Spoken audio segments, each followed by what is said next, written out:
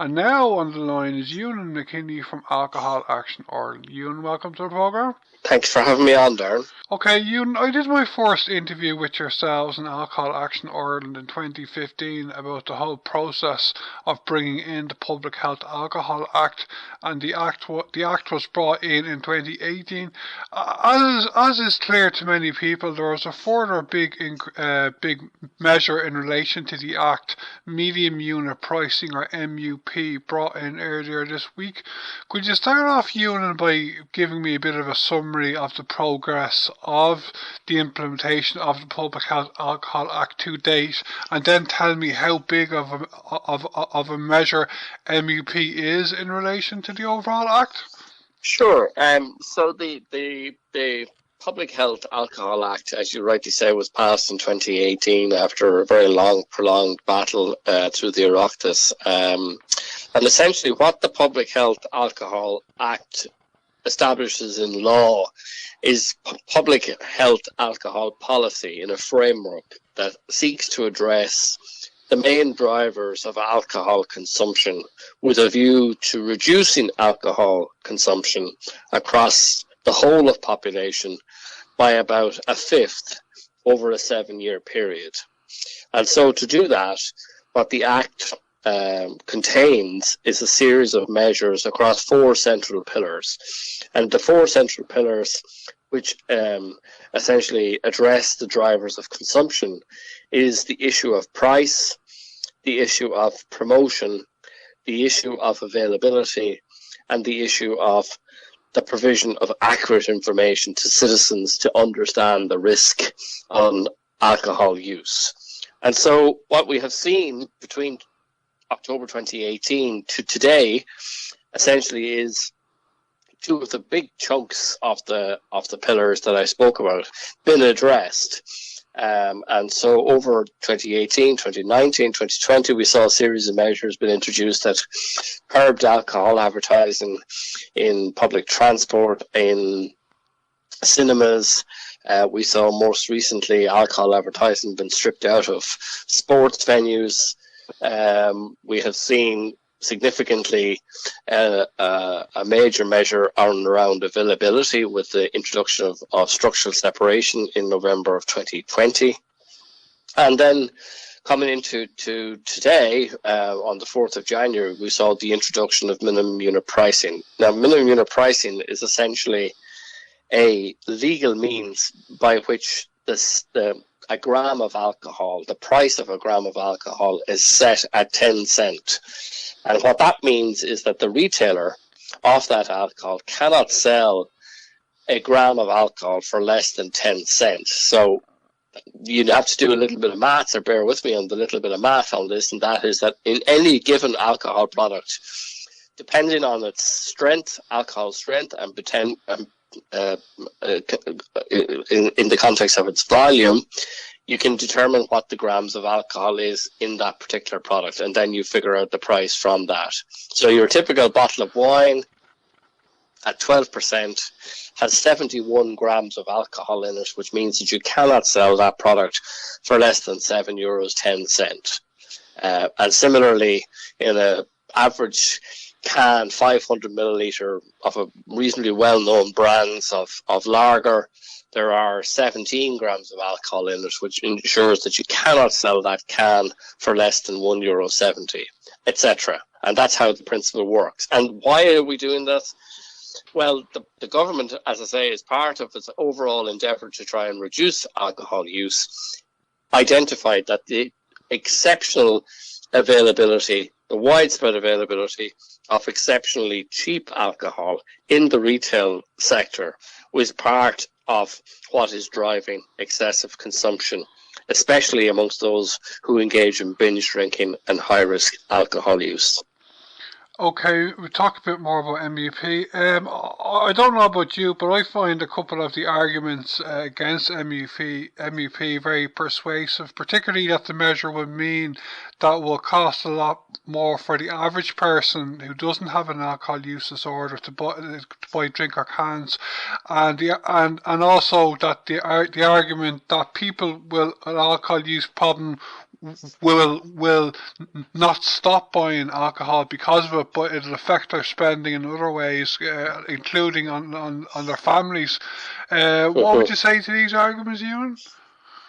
Well, the first thing I would say is that when we discuss issues around alcohol harm, a lot of people very quickly enter into a binary conversation which seeks to kind of say you're either an alcoholic or you're not. And if you're not, you're okay. And of course, from a public health perspective, it isn't that simple. It isn't that binary. So, people will argue that MUP won't resolve difficulties around addiction. And the answer to that question is no, it will not resolve issues around addiction, because so long as we sell alcohol, and I'm not suggesting that there should be prohibition, if we sell alcohol, which is a psychoactive addictive substance, the sad reality is that, taking international norms, you will end up with 6 or 7% of the drinking population who are addicted to alcohol. That's just a simple fact of life. But there are 500,000 people who simply drink too much too often. And it's as many of those people who end up occupying the 1,000 beds in our public health system, and indeed, end up in all sorts of issues around their health in relation to alcohol-related harms. And all of that is preventable if we move to a situation where we're engaging with alcohol in a low-risk engagement. And so in the context of the lower income groups, again, that's a little bit of a typical stereotype that suggests, and perhaps some people might do that in a way of comforting themselves, in suggesting that it's the poor that have the problem with alcohol. Whereas the reality is, if you look at the data from the Health Research Board, is that people who are in the lowest income groups in this country are actually the most abstemious and actually don't drink at all. And secondly, those in that lowest income groups also have the highest adherence to the low risk engagement around alcohol. So it's the middle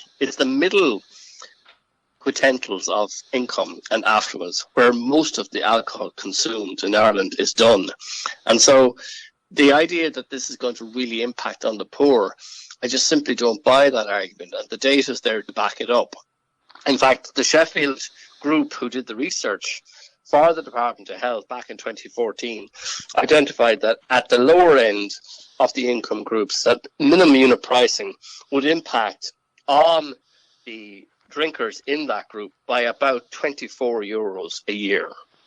Okay. A lot of people... Okay, I was going to say a lot of people like to drink, though. It's not just one class; it's over all classes, isn't it? That's what I'm saying. It's a whole population issue, and as I said, we get into a binary discussion around the poor very quickly, because I think we sort of view, there's a view sometimes taken that it is the poor and the lower classes who are largely doing all the drinking, but the reality is that just simply is not true. Okay, I believe medium unit pricing has been brought in some other countries. Can you give me the evidence to date on those other countries? Yeah, so the evidence in relation to minimum unit pricing is largely driven by the WHO and their global strategy, which identifies strategies around price as an important measure to reduce alcohol harm. And that's supported by the OECD as well, in terms of the operational and economic community. And so a number of countries, starting with the Canadians, the states in Canada like Saskatchewan and British Columbia, introduced this measure around the turn of the century. And they saw significant reductions in alcohol use of about 9%, but they also saw a significant reduction in hospital presentations around alcohol harms of about 14%. And so then subsequently it was picked up then by a number of Eastern European countries, most notably the Russian Federation, who had a particularly pronounced difficulty with vodka, and they applied minimum unit pricing on vodka alone. And it saw a 40% reduction. That's 40 reduction in vodka consumption in the Russian Federation. The Australian state of Northern Territory has commenced it in 2018 as well, and they too had a particular pronounced problem. Now they brought in exactly the MUP that we have done, which applies to all alcohol products, but they had a particular problem around what's called cask wine, and they have seen a 40% reduction in the consumption of cask wine. And then more neighbourly, Scotland commenced it in 2018, and Wales commenced it in 2020. And of course, Northern Ireland has indicated that they too will commence MUP, but they have to unfortunately wait until the current electoral cycle is determined by the end of May. And is there any evidence from Scotland and Wales today? Well, the Scottish model at 50p, which was a rate set in 2012, indicated that they will have a 3.5% reduction in alcohol purchases, and that's exactly what they have achieved so far. Okay. I believe the Vintners Association support this measure, do they? Yeah, there's a number of alcohol retailers, the Vintners Association, the Licensed Vintners Association in Dublin, NOFLA, the Independent Off Licenses Association. They all have largely supported this. And that's largely driven from an economic perspective, and that was that essentially, since the demise of the groceries order in 2005, there has been a distortion in the market around the sale of alcohol, which has significantly disadvantaged, I suppose, the sellers where there is service involved. So we know, as you know, and your listeners will know, that there's a substantial difference between, I mean really substantial difference between the price of alcohol in a pub or a restaurant or a club, as opposed to a supermarket, convenience store, or a local shop. There's a massive difference, and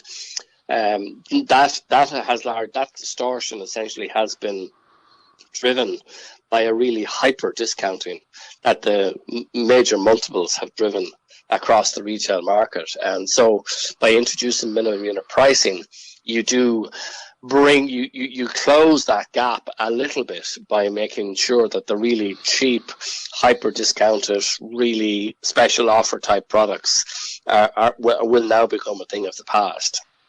Okay, I won't keep it too much longer, Eunan. Senator and former Taoiseach and Minister for Justice Michael McDowell had some strong criticism in the Irish Times in an article yesterday about a couple of measures in the overall Act, and he called people like yourself advocating for bringing in the Act zealots.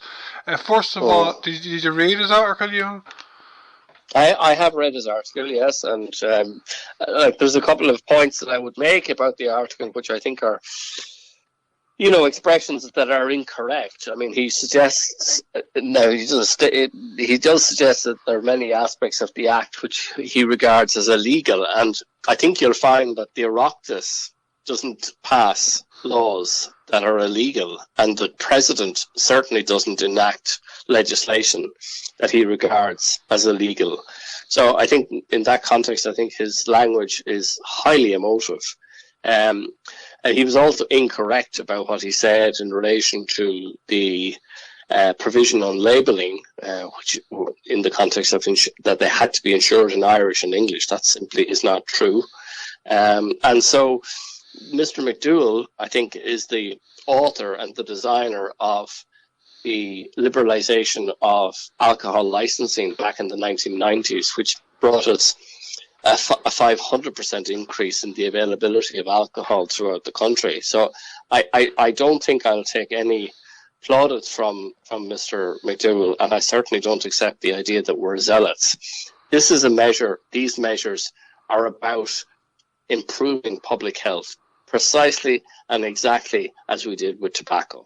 And whilst that doesn't appeal to free marketeers like Mr. McDowell, we do live in a country whereby we believe in protecting citizens as best we can. It's incumbent on the state to do that. And in the context of alcohol harm, we need to ensure that we move to a place where there is less alcohol harm.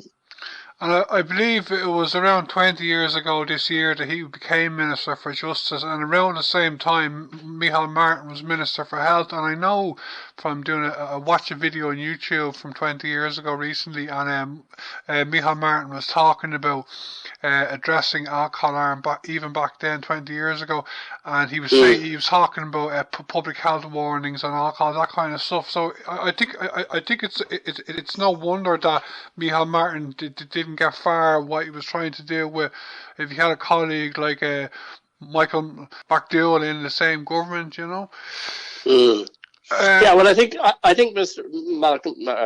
McDowell, has form in this regard. And in fairness to Mr. McDowell, I think he had a reasonable idea around trying to create a cafe culture within the context of licensed premises, and I think that was his intention, and I think that was a reasonable idea. But the difficulty with the ideology that particular government took in liberalisation around the licensing laws, we moved from a situation where we had 1,000 off licenses at one point to a situation today where we have 5,000 licenses, and that's why we have alcohol for sale in petrol stations.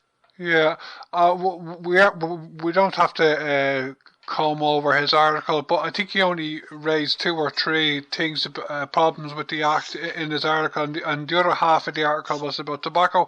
So we won't talk about tobacco. But personally, I didn't think the only argument he made out of the 2 or 3 that I think was kind of understandable in some ways was when he said that like alcohol companies importing into Ireland from abroad will have to have the public health warnings on them. Like from a kind of business kind of point of view, I think that could be interpreted as a bit unnecessary. What do you think about that? Well, every cigarette packet has it on it. So I don't see the logic. The state and the people have elected politicians to make a law in relation to the protection of human health around alcohol. And part of that includes ensuring that citizens are correctly informed about the risk. So I don't see what the problem is in that respect. Okay. As I said, we did the exact same step in relation to tobacco. Why wouldn't we be able to do it in relation to alcohol? Okay, the whole thing about cancer warnings going to be brought in on alcohol drinks, it strikes me that there should be a range of public health warnings on alcohol drinks, not just in relation to cancer. Would you agree with that? Yeah, well, I think the three measures that are contained in the Public Health Act is that the public should be informed of the risks to their health in using alcohol, that the public should be informed of the risk to pregnancy from alcohol, and that the public should be informed of the direct link between alcohol and fatal cancers. So I think those 3 they're a reasonable place to start. But as you know, that section of the Act has not been commenced yet. And so it's part of the 2 outstanding pillars which have not yet been commenced. So even when that measure is brought in, am I right in saying it'll be reviewed in a couple of years, and then if it's deemed desirable to have other warnings as well, that could happen, could it? It could, yeah. I mean, once the Act is implemented in full, which it obviously hasn't been, but once it is, there's an opportunity for the Minister for Health to take a review of the entire consequences of this after 3 years. And that would be an opportunity perhaps in terms of, but there's nothing to stop a political engagement around amending the Act as it stands. If somebody decided in the Oireachtas that they wanted to amend the Act to add something or change something, they could seek support within the Oireachtas and see if they can get the amendment pushed through or passed or encouraged or supported.